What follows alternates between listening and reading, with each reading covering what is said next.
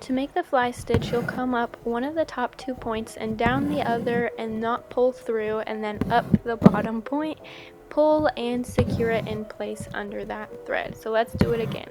Up from one corner, down the other corner, up through the middle, and then you encompass it with your piece of thread and secure it in place.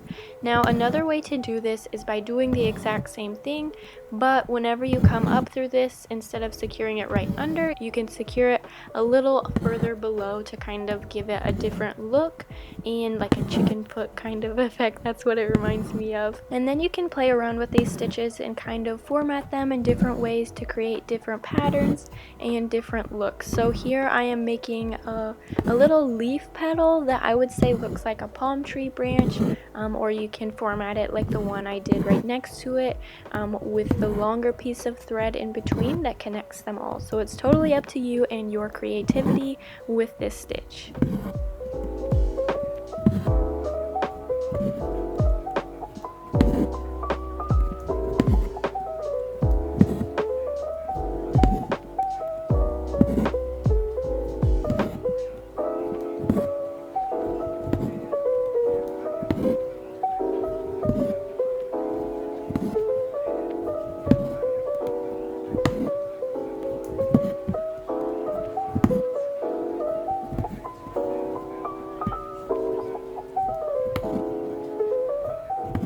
One last thing to note with this stitch is that you can also kind of customize like the width, however wide or however narrow you want to stitch that. So here I have a couple examples of differences in width, and yeah, I hope you enjoy this stitch. If you enjoyed this tutorial, please do hit the like button, and until my next video, my friends, happy stitching.